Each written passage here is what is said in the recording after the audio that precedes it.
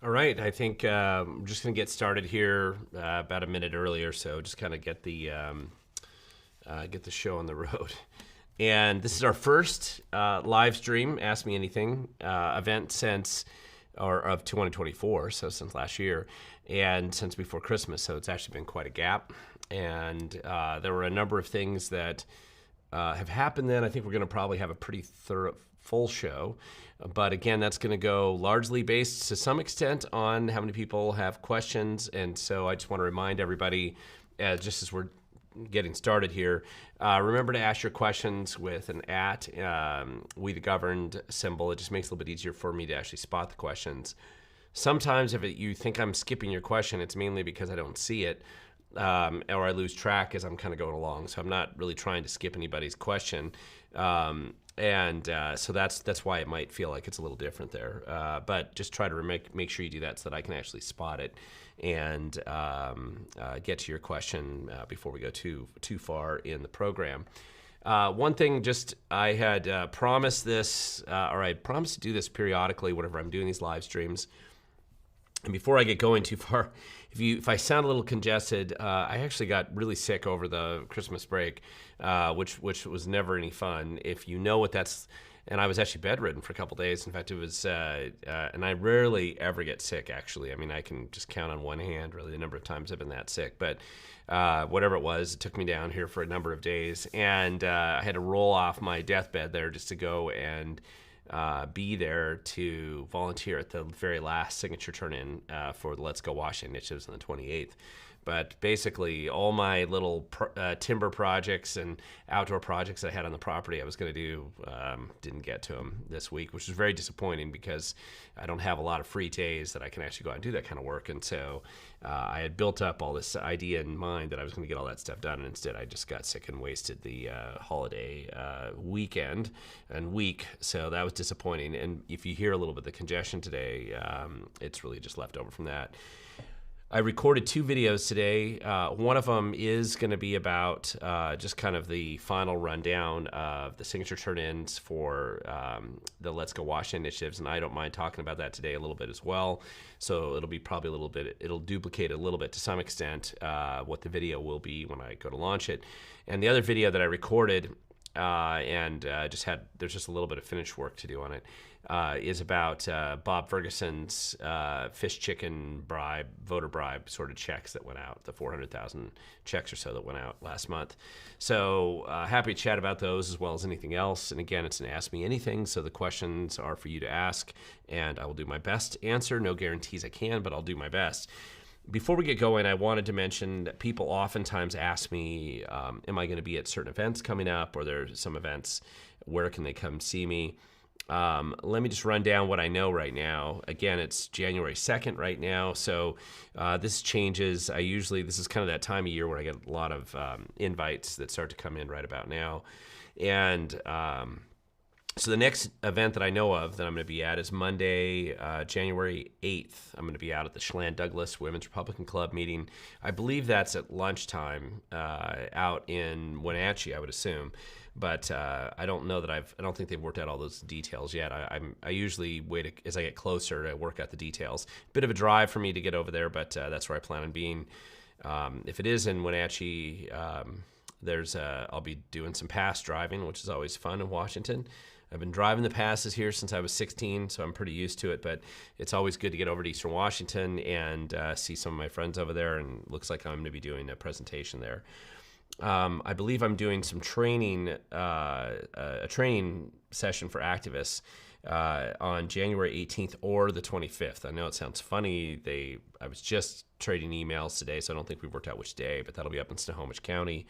January 26th to the 28th, I'll be at the Roanoke Conference out in Ocean Shores.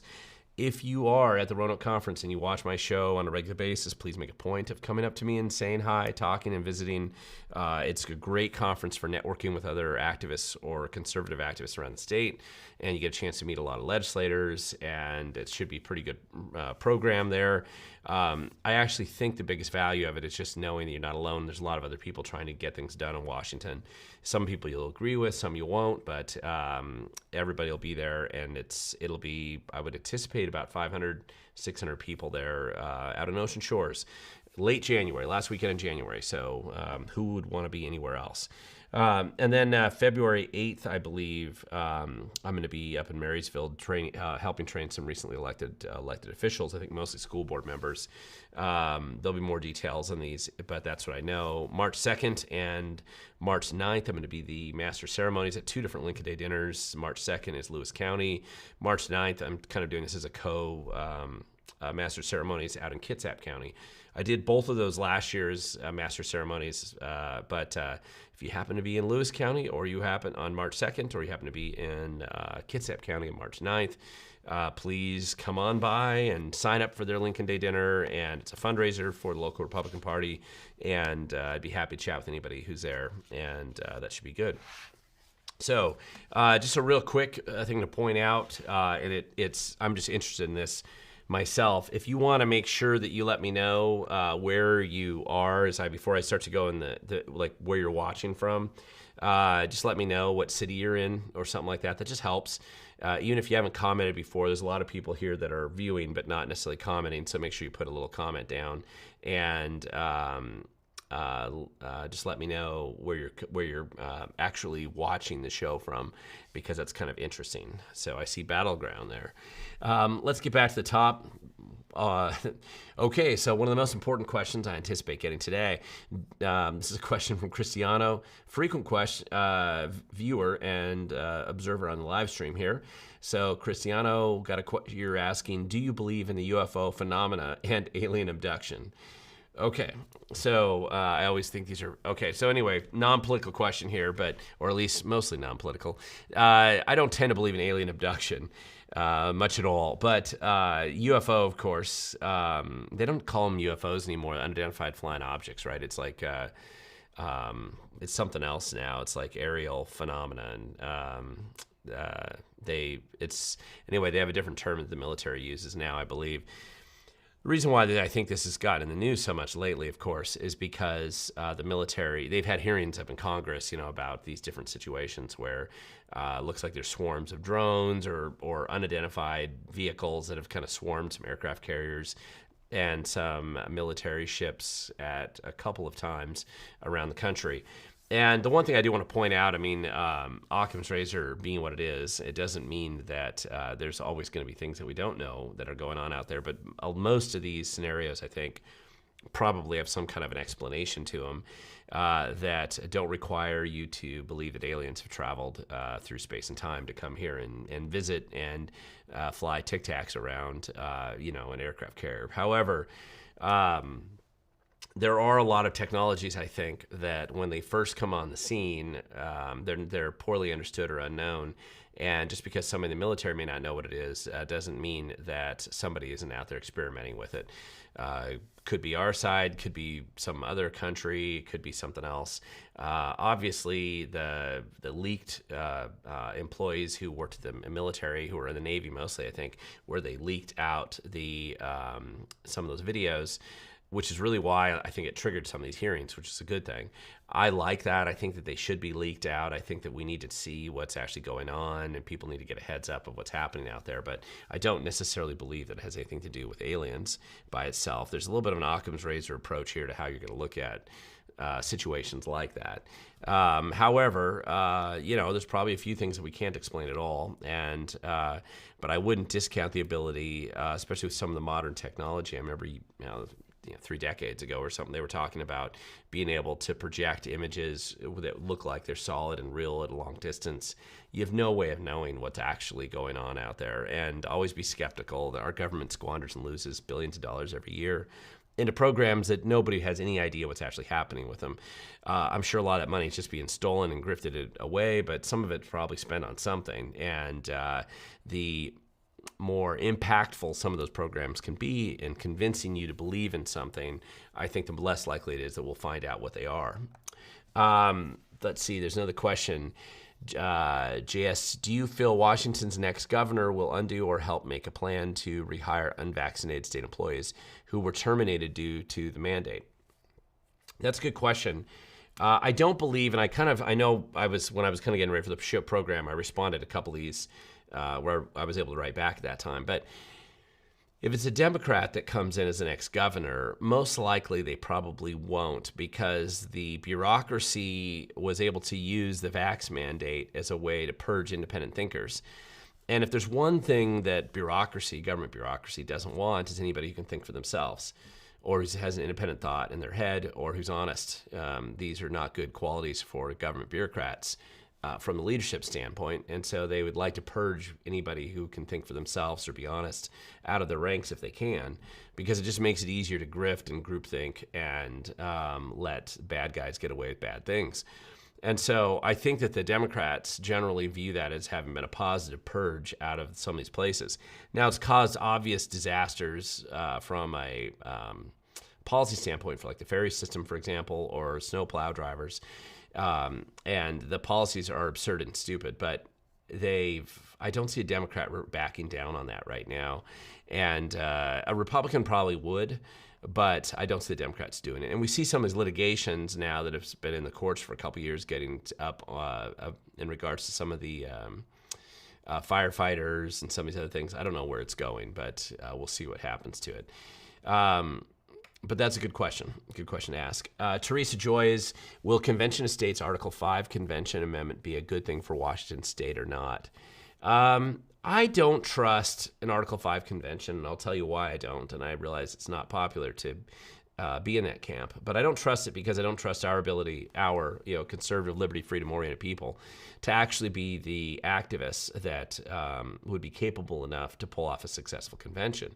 And the reason for that is that there's nothing the left hates more than the U.S. Constitution and the freedom and liberty that it kind of enshrines, that their natural-born liberty, their natural rights, but having something that puts them down in writing and kind of formally enshrines them into law is a big deal. And the left has always been threatened and hated that. The collectivism, I say left, but it could be anything that despises liberty and freedom, has never liked it. And so what happens is, the question that you'd have to have is, do we have as activists the ability to actually get in there when there are trillions of dollars of special interests that would love to come in and gut the U.S. Constitution? They would love it. It would be like a gift from heaven, not to mention foreign actors.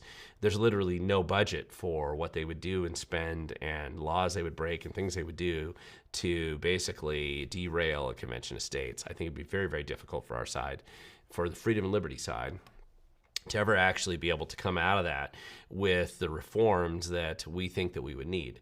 You can get those reforms other ways. It's just a lot harder. And that is, I think, been sold as kind of this easy way to get there. And I don't think it is as easy as people think it is. Let's see. Questions, by the way, Big Al. Let's see. Can't afford to get a cyber virus. That's funny. Okay. D. Rambo. You're asking... Nope, you're not asking anything. Happy belated holidays. Happy belated Christmas. Yes, back at you. Jason Fisher. Hey, Glenn. Happy 2024. Hope you and your family are doing well. What are the main priorities beside the budget for the Dems? There's a one gun a month bill also submitted. Oh, of course there is. I don't think the gun bills are that high of a priority this cycle. I do think taxes are probably going to be a higher priority. One of the things that the initiatives that were submitted, and for those who haven't been tracking, just to remind everybody, all the initiatives have been successfully submitted at this point in time. I was actually able to volunteer and be at all of the initiative turn-ins. There were 5 turn-ins starting in late November with the repeal of the Inslee's crazy carbon gas tax thing.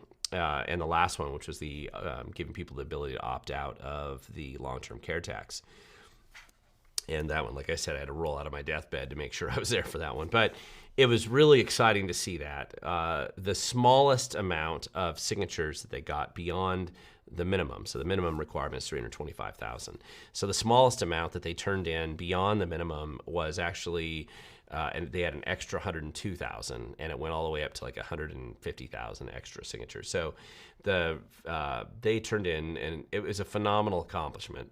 So that all these initiatives technically set the agenda, especially when you have that many all at once that come into the legislature, because they're initiatives of the legislature. So the legislature actually can't do much in the way of legislation around the laws that the initiatives actually apply to, which is interesting in itself. In addition, it's supposed to be the highest priority, second highest priority after the budget, for the legislature to actually look at these. Now, we have a majority Democrat legislature who love taxes, and they're not going to obviously take away the grant grifting tax operations for their friends or for their own political campaign. So they're not going to vote for them. So if the legislature were to vote for them, they would probably just vote no, or they would ignore them. But that's fine, because whatever they choose to do, then it would end up on the ballot in November. The third option that they do have, so they have the option they could pass them as laws. The only one I kind of think could go that way would be the police pursuit, because technically there were Democrats who recognized that maybe the entire Democrat Party shouldn't be totally pro-crime. And so they recognized that restoring some common sense police pursuit might be a good idea. However, so really the police pursuit bill that the initiative is based on, that was successfully submitted recently, in some ways mirrors, mostly it mirrors that Democrat proposal that a handful of Democrat legislators were willing to push. However, I don't think it's likely that they would do that, because I don't think they want anybody to have a win. And so what they'll probably do is ignore it. Now, the other option that they would have is they could propose an alternative, which I'd heard batted around by some of the Democrats for a while. And I believe that the left has generally discouraged that, because they've decided that they're going to run just a massive media campaign to vote no on the initiatives, because they're going to all be in November. And so I think the shifting thought process in Olympia for the Democrats has been, after the panic, after the anger, after the meltdowns and all that stuff, at least for the legislators, they're probably just going to ignore them. The Republicans will support them, try to bring them up. The Democrats will ignore them, and so they won't get on the floor, most likely, and then they're going to end up on the November ballot. So that's what I think that'll be the second priority as far as drama goes this session. I don't know what else they're really going to do. I think the thing that Democrats want to talk about, if they can, is, they really can't talk about education right now, because they've done more to destroy it than any other group of humans in Washington state history, really. I mean, the last 5 or 6 years between Chris Reichdell's tenure at the Office of Superintendent of Public Instruction, Inslee's incompetence, and the whole crew that are around him, they've really helped destroy all confidence in the public education system. So they've driven 41,000 families, presumably, into either homeschooling or private school.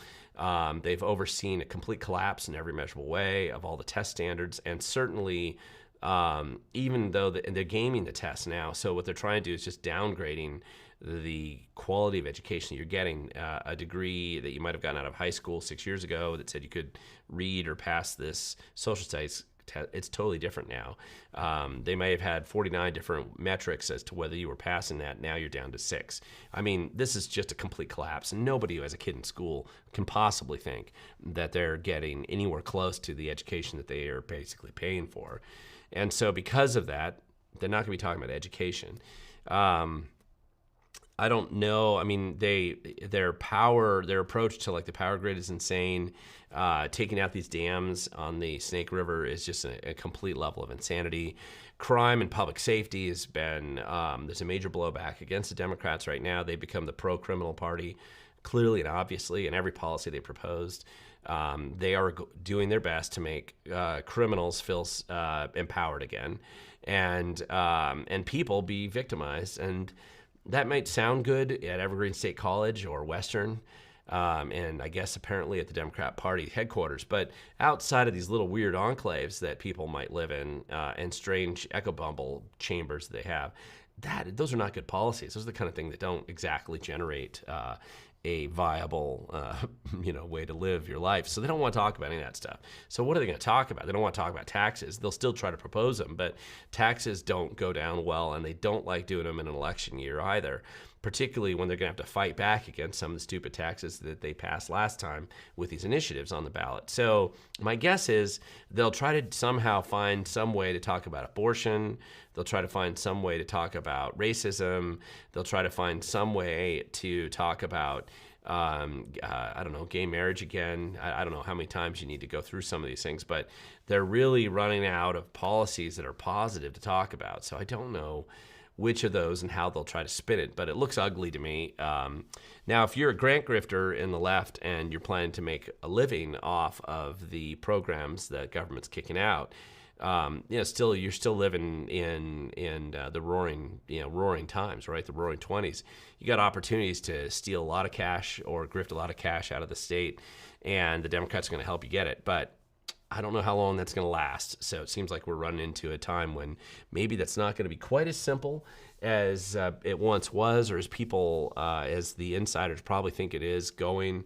I'm sure they think that that the music just keeps playing, but I think they're running out of chairs to sit down in.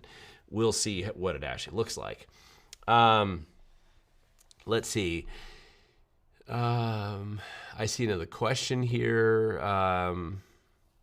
No, I see a whole bunch of stuff. Okay, guys, so quick sampling, and you guys can look at the comments as easily as I can on this, but Battleground, got Bonnie Lake, Yakima, Graham, Lake Stevens, Monroe, Port Orchard.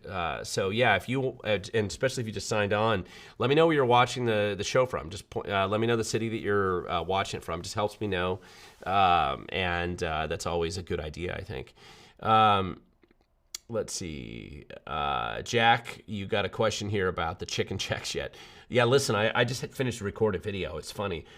By the way, I mean, the title of the video is going to be something along the lines about Bob Ferguson attempts to bribe dead voters, but dead people, because a huge number of these checks that he sent out, the $50 or the $120 checks, are going to dead people. And so far, my current record, based on the check copies that have been sent to me, is somebody who died in 2001, and Ferguson just sent him out a check here just last month. So I'm trying to see exactly how many of the, what percentage. We're going to have to get the records requests on the list. I mean, listen, this is a stupid, it's unethical too, but being unethical and violating the law is no new experience for Bob Ferguson. And I think he pretty understandably believes that the judiciary is completely cowed and afraid of confronting him. The Democrat Party feels like they owe him, and so they're just going to ignore whatever things he violates or whatever laws he violates here. But this chicken tuna refund check that has Bob Ferguson's name on the check and his name on the letter. Now, he's not the guy who signs it. It's some program manager that probably works in his office. But it's his name in the upper corner and his name on the letter that comes out. It is so blatantly unethical and dishonest. And and I guess he figures that 400,000 people, if he can get a $50 or $120 check to him with his name on it, that he can buy their vote. It's a bizarre, strange thing. I've never seen it. There is no candidate in history of Washington State that's ever done anything like this before. So we'll have to see where it goes. But I did do a video about it. It's just finishing up the thumbnail right now. And so there's some funny things about this that are pretty crazy. So I think it's worth just mentioning. Let's see. We have, UAPs, sorry. D. Rambo, that's right. It's not UFOs, it's UAPs, unidentified aerial phenomena. That's the better way, or that's the more current way of saying what it is now. Sorry, I can't believe I couldn't remember that while I was on the fly there. Thoughts on, this is Alex Brown, you got a question, thoughts on Pete Serrano's recent announcement about running for Attorney General. I see him being a great fit. His work with SMF is just the state needs, in my opinion. I would love Pete Serrano to be Attorney General. I mean, he's not the only one. I think there's a couple people probably running who'd all be better. I think the leading Democrat still is Monica Dingra, who is just an egregious embarrassment to the legal profession and to politics, and really just to pretty much anybody that knows her. And so, anybody's better than that, right? But I don't know where they're, who, let's see. And she was one of the people that I just got fined for violating the state's ethics laws just early this year, or last year, I should say. So anyway, we'll see what happens, but, we'll just see how it goes. Ryan Berg, you got a question here that says, how do we find out your scheduled training in the area? And I reside in Snohomish County. Well, I did mention earlier, I do have a training, at least one, coming up in Snohomish County. It'll either be the 18th or the 25th. I don't know exactly where. Based on some of the people that are organizing it, I would guess it'd be in Stevens County somewhere. I'm sorry, around Lake Stevens. But I don't know where exactly in Snohomish County it'll probably be in that south end Snohomish County area though. So southwest Snohomish County. I just don't know where yet. My next live stream should be nailed down by then. So I'll make a post and just let you know where it is, or I'll bring it up in the live stream at that point in time. And Jack, going back to your question, because I kind of skipped over it, not on purpose, but thoughts on the tuna checks. I think I explained myself, but it's such a bizarre scenario here. I mean, Ferguson, it's easy to be generous to other people's money. Ferguson is, I believe, using the tuna checks payment. It's the tuna chicken checks payoffs that he was able to convince the industry to pay to the state so they could get him to stop suing him. I believe he's just using him for his voter turnout strategy right now, and that's why his name is on every check, and that's why his name's on all the letters. It's just a complete disaster.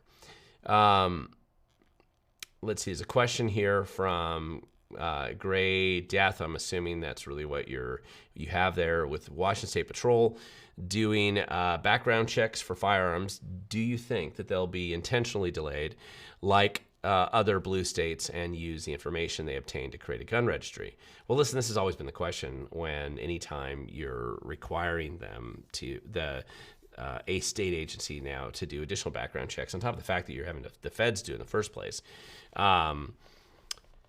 I don't think the State Patrol, at least as it's organized right now, and I hope I'm right on this still, that I think they'll be reasonably honest in how they do their background checks. I don't think they'd purposely delay it. It's, of course, fairly pointless because they're essentially using the same database the feds do.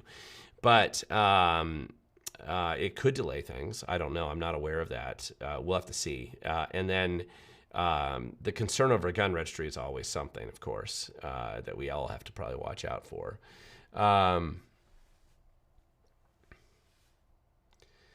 Let's see. D. Rambo, you got a question here. How can we fight the ATF updates on background checks, giving exemptions to illegal immigrants to purchase firearms? I guess effective today. I'm not aware of that actually going on. Just because somebody says it is doesn't mean that it is.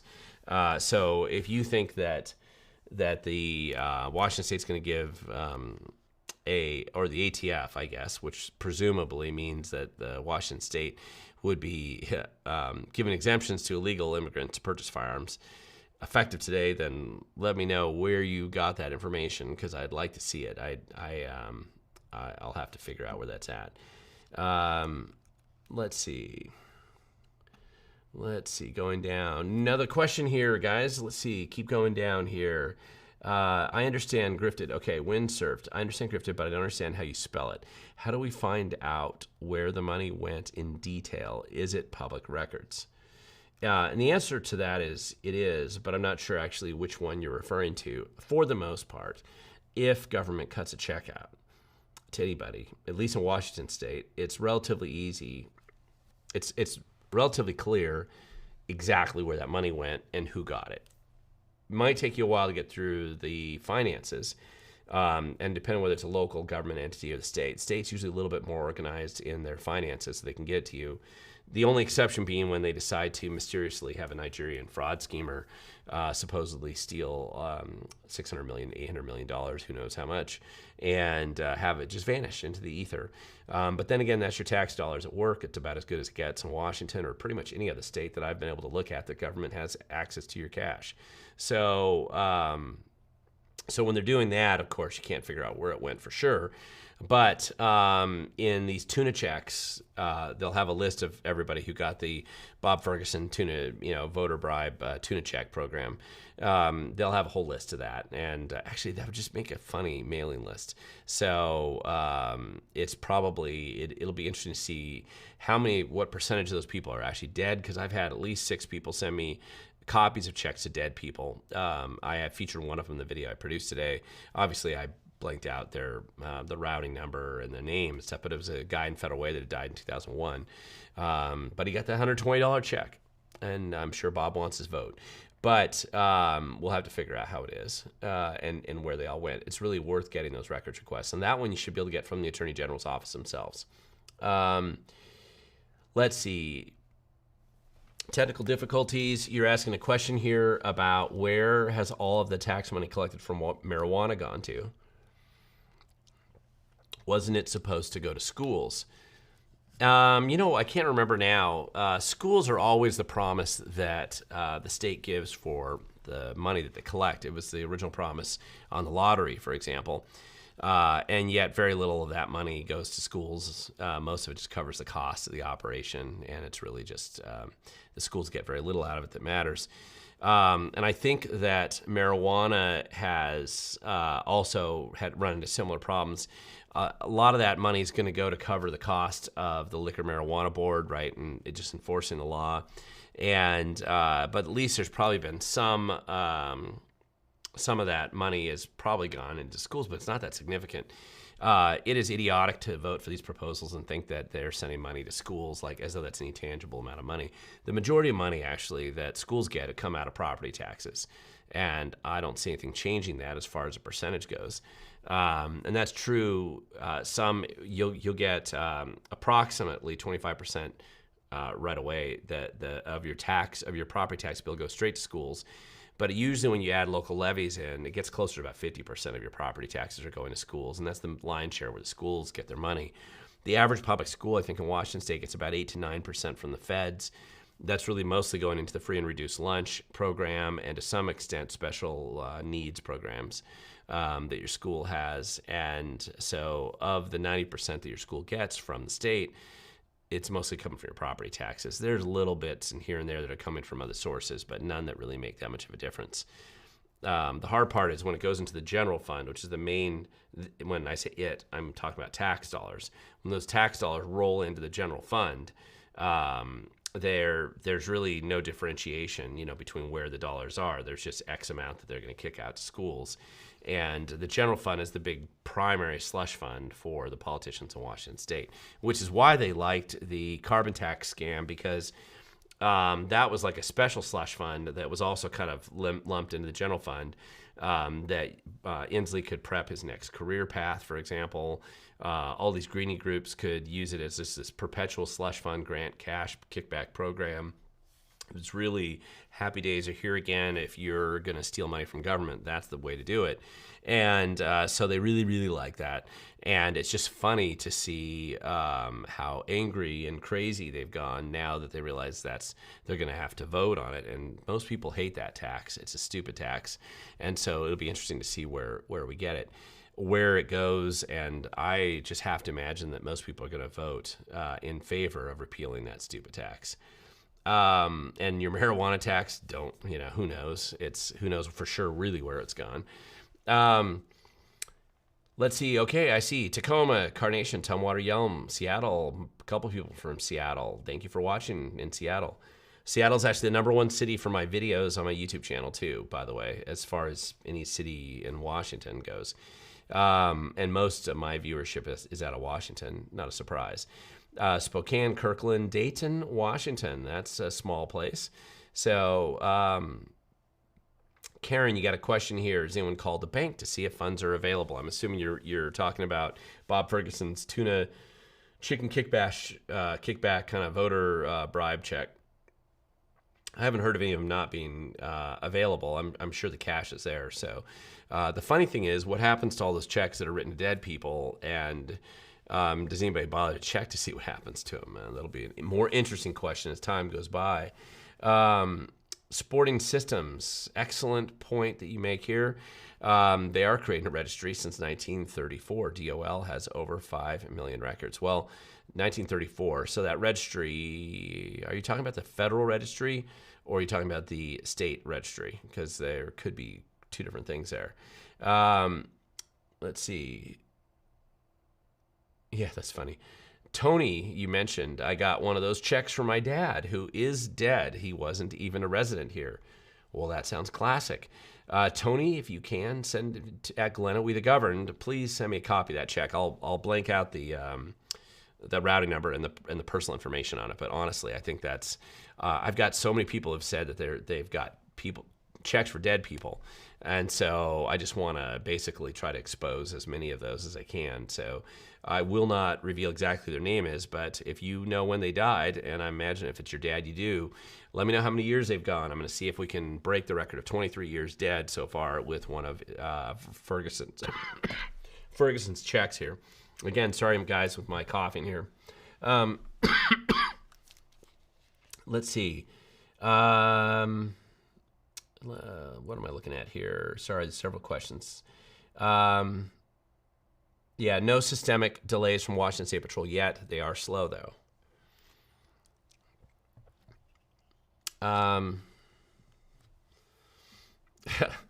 Alex, that's pretty funny. I saw Washington State Patrol driving a Crown Vic the other day. I don't think they're quite capable of processing presumably millions of background checks with using antiquated tech.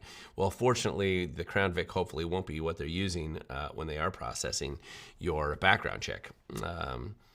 Yeah, I appreciate it, Ryan, making sure people hit the like button. That always helps. I don't know really how much that always affects the rating of these live streams, but again, more people watching it, that's great. Listen, I love doing these live streams, and I like all the questions that you guys send me. So, it's just fun to do these. But anyway, we'll see how it is. That's funny. Mena, where is money allocated for plastic bags that we now purchase in the state? Well, interestingly enough, I don't think that money, I think that just stays with the store. Remember, most of the plastic bag scams with the local taxes that the lefties kind of push through, they're absurd. I mean, it's one of the stupider, it's one of the more annoying and obnoxious things. The retail stores didn't want to charge for bags. They didn't. So in order to get around that, what local government, I saw them do this in Thurston County and elsewhere, they said, okay, and remember, we got rid of paper bags because plastic bags are supposed to be better for the environment, save trees. Then, of course, later on, they said, well, plastic bags, it turns out, are worse for the environment, so now we don't want those. So instead of coming up with some other option, or what, of course, they want to do is say, okay, well, if you're going to get a bag, then the store is going to have to charge you for that bag, and we're going to force that store to charge you for that bag, even if the store doesn't want to charge you for that bag. And the money goes to the store. That's where that money goes. It's just an effort for central planners to feel like they have some kind of control, and they can't prevent you from using plastic bags, so they can go after the business and attack them and force them to take some of that money from you, which the businesses generally at this point in time now become conditioned to taking it. It's one of the things I would roll back just because it's stupid. But anyway, it's just classic stuff. Rex, you got a question here. Is it possible that Inslee and Ferguson could be assigned to the same jail cell to save taxpayers' money? Oh, well, come on. You're basically, you're just feeding into everybody's dream that there's justice out there and that they would be in the same jail cell, or that anybody ever would arrest the political elite. Because remember, we live in an era in which apparently, as long as you're a Republican running for office, you can get apparently booted off the ballot just because somebody wants to. I didn't know we could do that. That's a new thing for me and a new experience. And the only thing surprising to me is that Maine and Colorado are the ones who have come up with it first, and it doesn't look like so far it's going anywhere else, even in our state.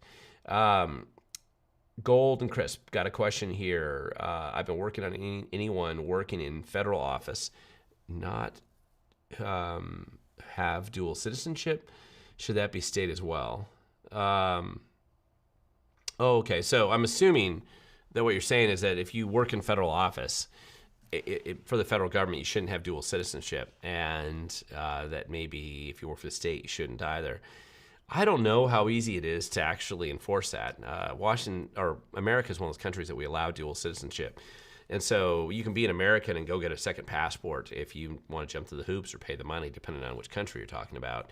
I don't know quite where that...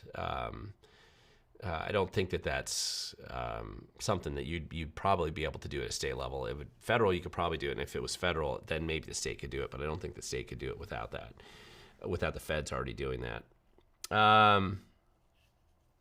Yep, great point here. This is obviously if you get a tuna check from Bob Ferguson, tuna chicken bribe check, listen, go spend it at a sporting goods store. Buy some ammo.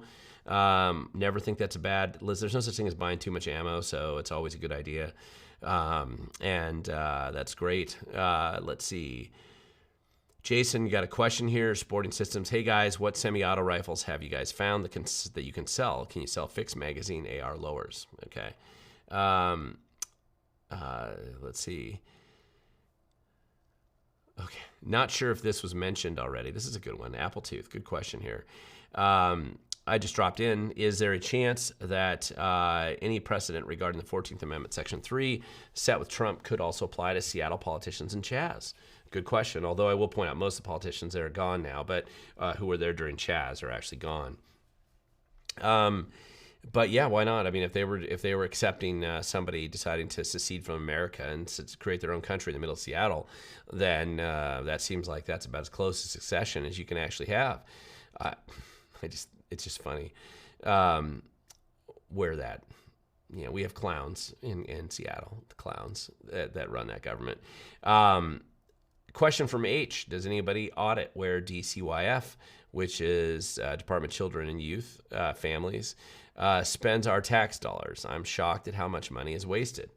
And nobody seriously audits them. I think the one thing to remember is that the Washington State Auditor, as I've pointed out in the past, I mean, they don't want to find any problems with especially state agencies, God help us. So I really think they spend a lot of their time trying to excuse or look the other way or find workarounds from actually exposing the truth about what's going on in government. Sometimes things are so egregious, like the Mason County Fire District number 12 story that I did a couple weeks ago, that even the state auditor has to do something about it, and so they jump in and they get engaged. But most of the time, they don't want to find any problems. And so I think that this desire to using the auditor's office as a way to kind of paper over problems in state or local government is a common technique that they use. And certainly with DCYF, which is kind of a protected state agency, it was the dream child of some of the Democrats to use that as a kind of absorbing functions, I think from DSHS mostly.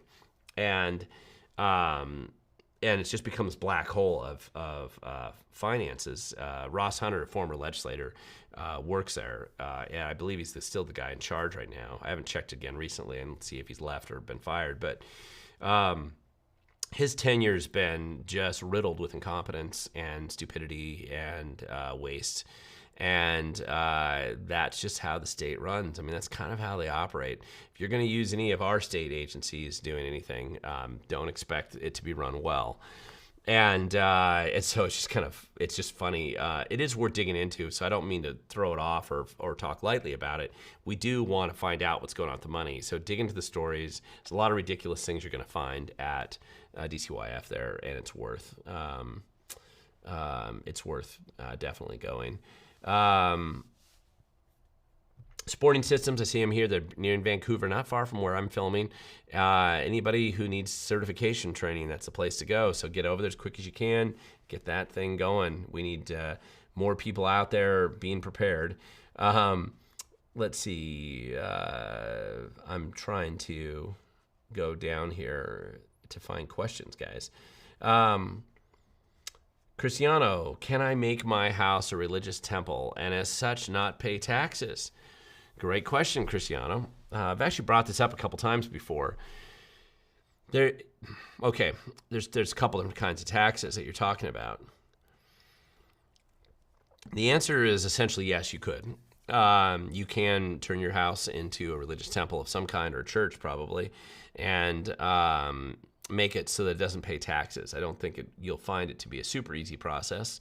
There will be bureaucratic resistance along the way, unless you can convince them that it's some kind of new agey, lefty, Democrat supporting, probably sanctuary housing sort of environment, in which case, if you get a credible enough bureaucrat who believes you, maybe then they go that way.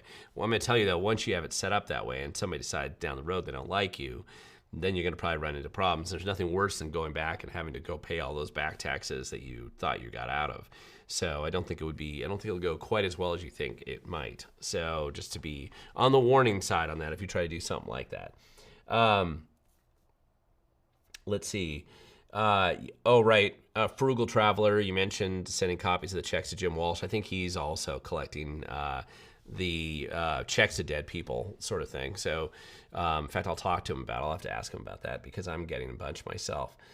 Let's see. Technical difficulties. Hey, Glenn, Democrats in 10 states removed Abraham Lincoln from the ballot. What happened soon after was devastating. What's your take on the SCOTUS taking on the case? Well, good question and good point.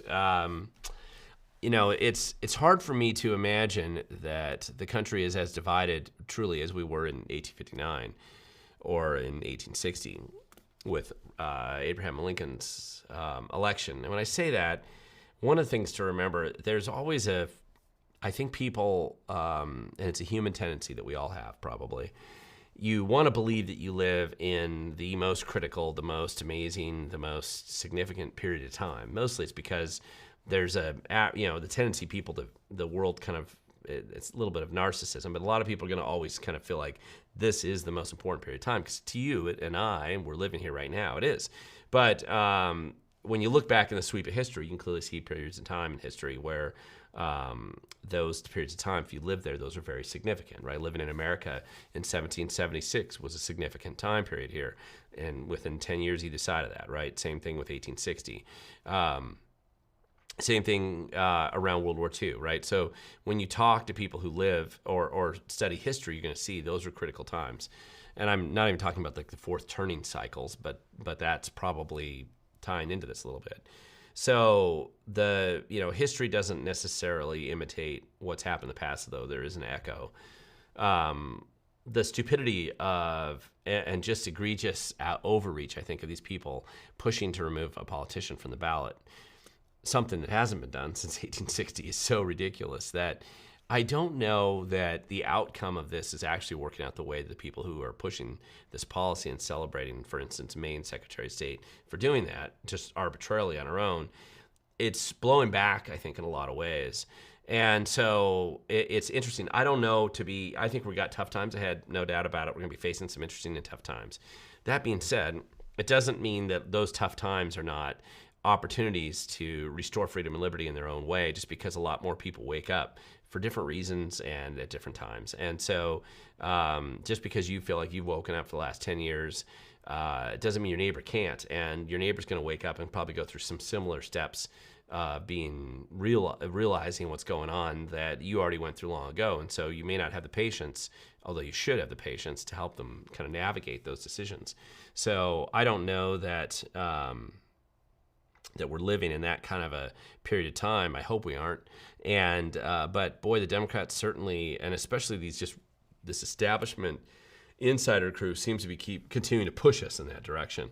I probably think it's a good idea that the Supreme Court of the United States is taking on the case. They have to. I mean, it's so absurd that at some point in time they have to step in and do it.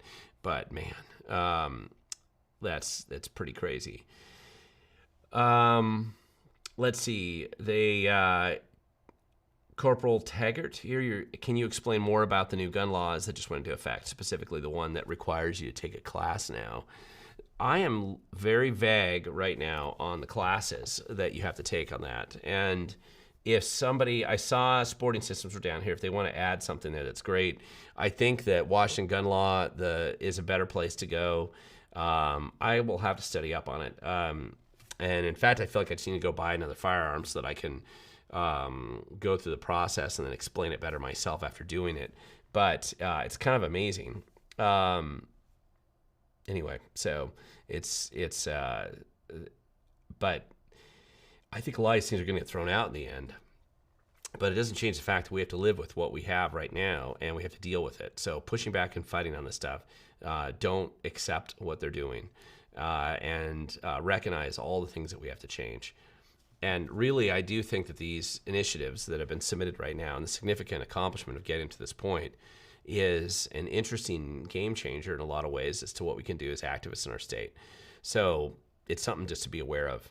Taggart, I'm sorry, I'm not really answering your question as well as I'd like to there, but I'll try to do a little bit more homework so I can come back and explain it better next time.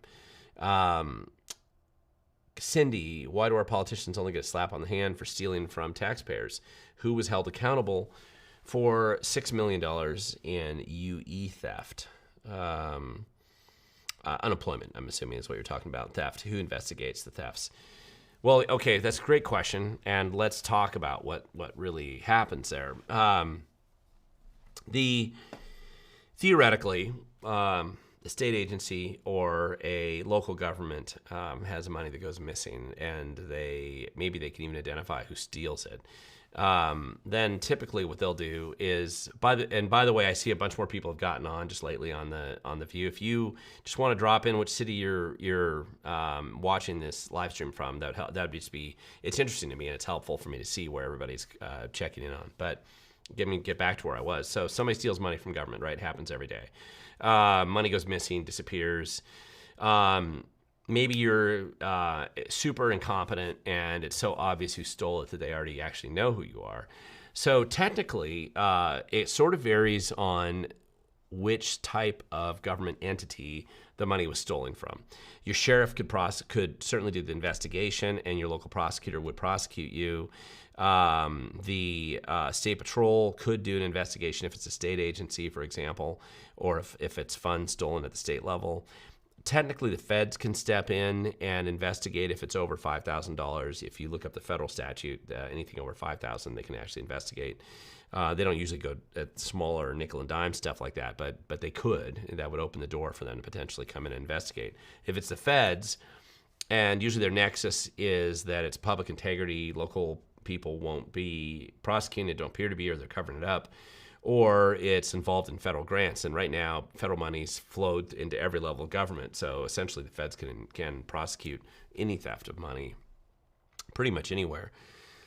But the auditor, Washington State auditor, technically is usually who comes in if there's financial issues. And they'll look through what's going on in your local government and be able to tell you whether there's money that's missing or policies that need to be changed. But the auditor's office, if you have an aggressive office that wants to do that job well, they can really do pretty good work. But even there, when I talked to Brian Sontag when he retired from being state auditor for 20 years, he told me that actually the majority of the time, most of the people that they caught stealing money from government, and there were many people they caught over the years, most of them, it wasn't because they were doing audits. It was just random. Ex-wife turned them in, they screwed up, they went on vacation, and somebody found something in the files while they were gone. It's some random thing like that. And so most of the time, every place in government that's being stolen from right now, where they're having money stolen by bureaucrats or even maybe politicians who work there, they're passing every audit. It's not hard to pass those audits. But the question is then what happens? People do go to jail for this. They have. I did a story to catch a thief a couple years ago when I was at the Freedom Foundation, and I thought I'd updated that article once not that long ago. I'll have to go back and look at it. But there are people that have gone to jail for a long time for stealing money. It's questionable as to whether they've actually gone to jail long enough concerning how much money they stole. But it's really going to depend on where you were. Now, the one thing that I think the person who asked this question originally was talking about the unemployment benefits that were stolen. Well, to be clear, it wasn't $6 million. It was more like $600 million, $700 million. Right now, supposedly that money went overseas. I read the state audit which was mostly just fluff, but the state auditor's report on the theft of those funds. But it was an inside job. An internal employee turned off all of the checks on, like the fraud checks that they would normally have when they're processing transactions like that. And it's never been clear to me that they've even caught or identified who that insider was. And maybe they never will technically find them because probably that money got laundered in some other operations. And so, and I think in a lot of these big theft situations, that's what's going on. Nobody wants to figure out where the money went because you can feed it back into other places politically that help cover your bases. So you can make sure the AG's office gets a bunch of money. You can make sure that certain congressmen get a bunch of money. And I think there's a lot more influence that occurs when you're talking about that kind of money. Sam Bankman-Fried is a good example. The crypto con artist guy out of the Bahamas, right? So here's this guy clearly violated every single campaign finance law ever created in America. straw donors, secret funds, massive amounts of money, right? Flooding mostly Democrats, but he gave money to Republicans too, but really most of it was Democrats. And now the Department of Justice is refusing to actually investigate so that they can identify all the politicians who actually got those checks, and there were a lot of big ones that he sent out. So the political graft and corruption is real, and people who don't think it is aren't paying attention. And it's probably one of the challenges, modern time challenges that we have as activists who care about liberty and freedom. One of the arguments that I make, if you care about trying to stop this, is if you shrink the size of government, make it so there's less money available, you will shrink the graft and the corruption quite a bit because there's just less money for them to steal. But man, it's just become such a big operation that it's probably hard. I mean, it would take you a while to work on this. Let's see. Got a question here. Any thoughts? Okay, another question about Pete Serrano for AG. Listen, I think he's a great guy. So I haven't looked at the AG's race. I'm going to probably do a whole story on a bunch of the people who are running for statewide office in like OSPI, state auditor, state treasurer, and public lands commissioner, lieutenant governor, et cetera. I'll probably do something on that.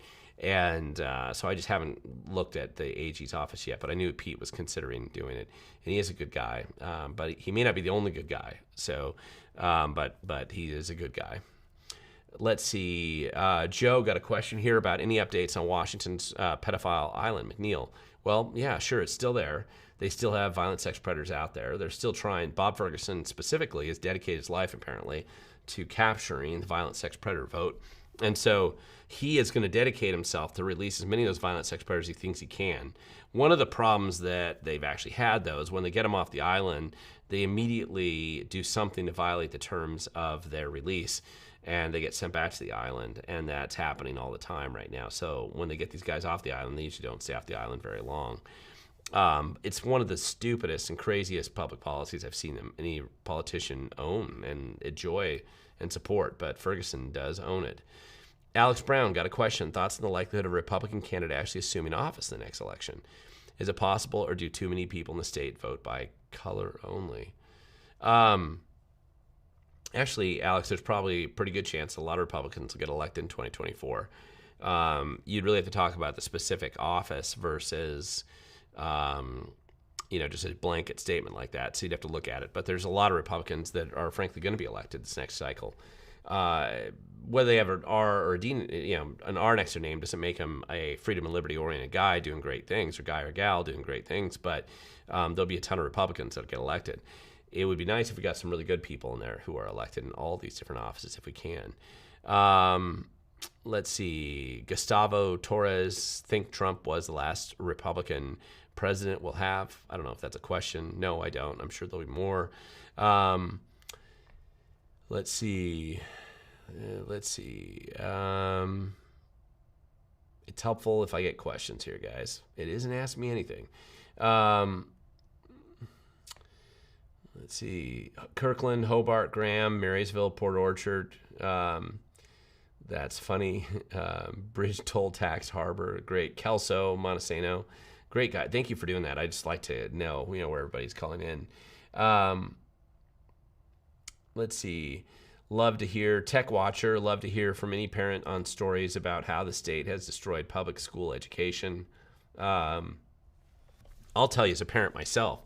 Right now, one of the things, especially if you have highly capable kids, the state is doing everything it can to basically dumb down the curriculum and the standards and the requirements at every level that they possibly can. You're going to have some exceptions. You'll have some schools that have pretty good advanced placement programs that are holding on to them. But with California basically deciding that everybody's going to be a moron in their program down there, and so they've eliminated all highly capable programs because they're racist, of course. So you've seen a trend now that some of the public schools, like in Bellevue and Seattle, are clearly going in that way too. And that's why you see so many parents pulling their kids out there, because you have a relatively high net worth community up there that they can afford to pull their kids out and either homeschool them or put them in a private school where they care about where that's going.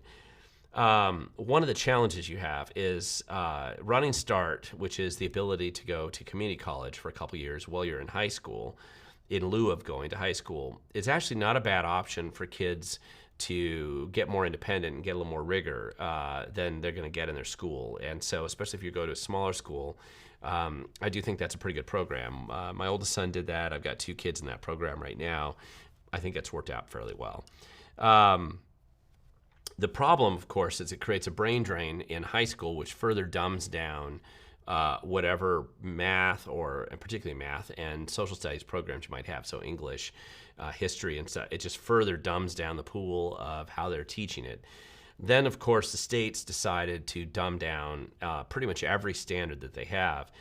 And it's kind of their natural response to the fact that test scores are collapsing. If you compare tests that you've had 10 years ago to a test today, I'm pretty sure they're also taking those tests, and they're gonna crater those tests or change the test so that it'll be a totally different type of test. You won't even be able to compare apples to apples.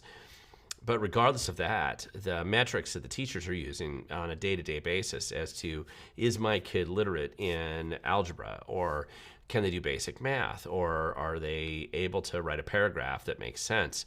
All of the things that you would normally think are being done in school, the requirements that what it would have meant maybe even 10 years ago to graduate and get a grade in your English class, it doesn't mean the same thing, even if they still call the class the same thing, even if it's the same teacher, because they've probably mandated the dumbing down of that teacher as well, and they've done this everywhere.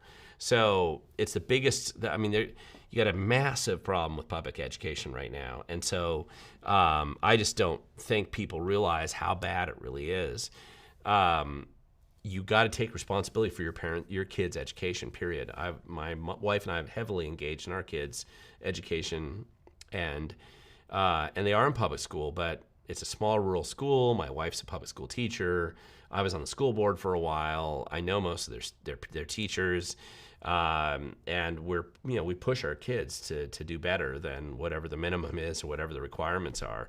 And just because they get an A in school doesn't mean they're really learning. So you really are trying to push and make sure that their education is getting to the level that it really needs to be. And at the end of the day, you should care more about what's happening for your kids than anybody else. But I think that we're really in trouble right now with the way the school system's going. And the only people who think it's going well are either the grifters who make money off of the incompetence and failures that it currently exhibits, or people who just aren't paying attention. So unfortunately, there's no way you can pretend like it's going well. Cash Bar, who even audits the IRS? Great question, but I think the Inspector General does do audits at the IRS. Somebody can correct me if I'm wrong, but I'm fairly sure that at the federal level that the Inspector General does it. I've actually wanted to have an Inspector General's office or an equivalent to that office in our state. Now, technically, you could have the state auditor perform that function, but the problem is the state auditor doesn't want to see anything wrong, and so it's an elected position.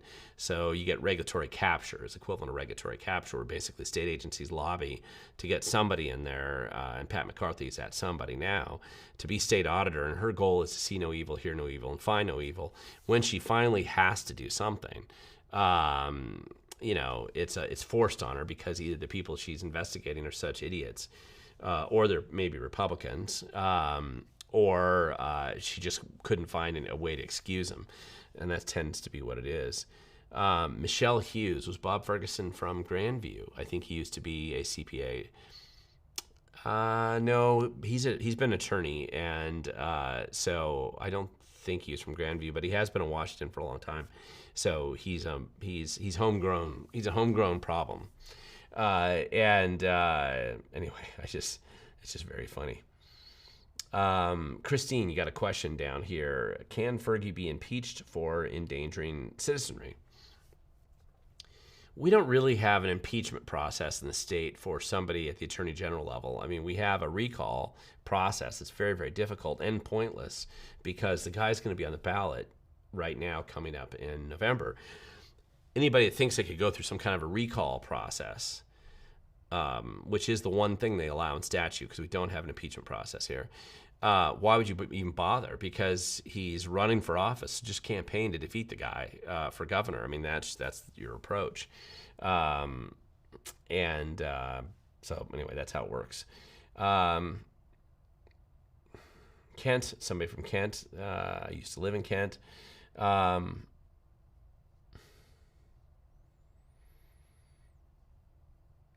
Let's see. Here's a question from Ann Grandma Crafts. How can we get involved to help fight the gun legislation? Well, the gun legislation, okay. Anything proposed is you need to sign up, get on one of the gun groups right now that's organizing in opposition, and sign up and testify against it and send emails and all that kind of stuff. That's always important.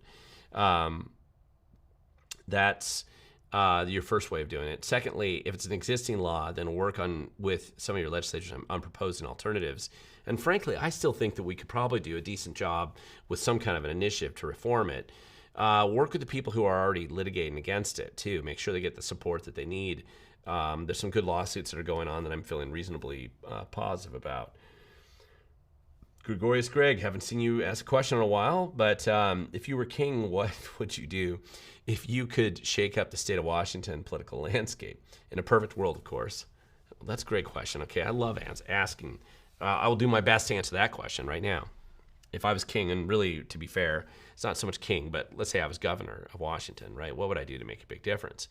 Well, I care about liberty and freedom. That's my high priority. Washington State is a wonderful state constitution. It's probably one of the best state constitutions in America today. It really hasn't been flooded with a bunch of crazy stuff like California.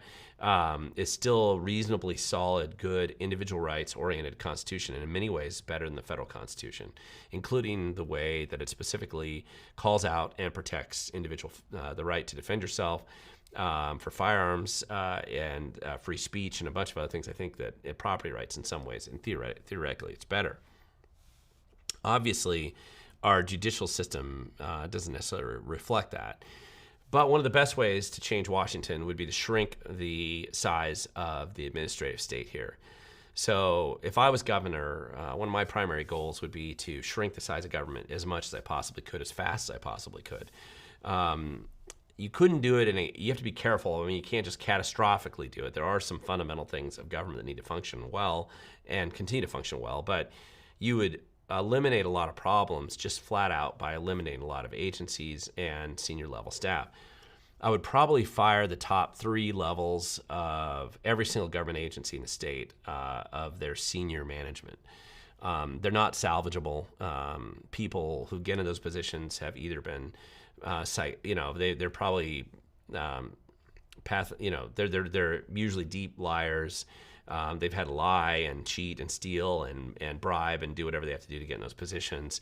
They're probably not salvageable. You might be able to get a few of them out of the mix that aren't totally lost causes, but it's better to fire them all and then maybe hire a couple of them back if you can find a few of them that were semi-honest.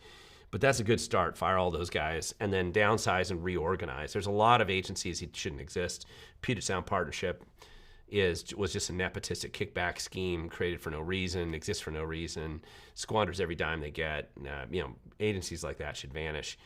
There's 3 departments inside the Department of Ecology, for example, that I would shift over and use to put them into natural resources, right? The Department of Dams is one of them. The wells, watching the well water. There's a couple other things. I mean, I would really reorganize and substantially downsize Department of Ecology to where it needs to be. I would eliminate the clean air agencies, all of them across the state, and combine them into Department of Ecology. They do good work in a sense of monitoring, which I think is an important thing. You want to monitor water quality and air quality. What the heck? Their enforcement mechanisms are insane, and the people who work there are crazy. So you'd probably have to downsize a lot of that and stick to keeping just the scientists for good, accurate measurements and quality. The shoreline division at Ecology is hopeless. There's probably nobody there to salvage. Probably had to fire everyone there. When you look at the Department of Transportation, there's a lot of problems inside the Department of Transportation, but there's also some good things that they need to do. Our state has been egregiously behind in actually doing proper congestion relief in how they've laid out the freeways and the highway system. And they've abused the ferry system completely, which is necessary in Washington. So either find a way to upgrade that ferry system and get it running the way it needs to. Also, a lot of the bridges need to be overhauled. There's a tremendous shortage of maintenance problems that have been deferred on the bridges, and I think some of it's been purposeful. I would do anything and everything I could to defund in every way the light rail scam that's been going on. If it's such an awesome deal, then Nick Hanauer and Paul Allen and Bill Gates can go ahead and fund it. And frankly, I'd rather have billionaires putting in that kind of a system anyway. They can waste all their money on it. And I don't think those guys have enough money, but if they did, they could actually build it. There's no reason the taxpayer should be stuck with that. I would go individually, DSHS, DCYF, right? And there's only so much as a governor you can do with some of the independent agencies like DNR and like OSPI, which is Office of Superintendent of Public Instruction. So that would take a little bit more work. The other thing you can do is you can look at this kaleidoscope of stupid taxes that we have in our state that generate very little revenue, but they're abusive in their implementation, and you could probably eliminate most of them. And I think consolidating or eliminating almost nearly all the stupid taxes and a lot of the regulations that are pointless, and if necessary, outsource those to local governments so that they have responsibility to either do it or not on their own. And I think in that rapid downsizing and cutting off all that stuff, you're going to eliminate a lot of corruption. I think you're also going to generate a much more interesting place for Washington to be for people who care about bringing real businesses and industries here that would have a net benefit to us. So finding ways to harden and strengthen the power grid would be a good objective.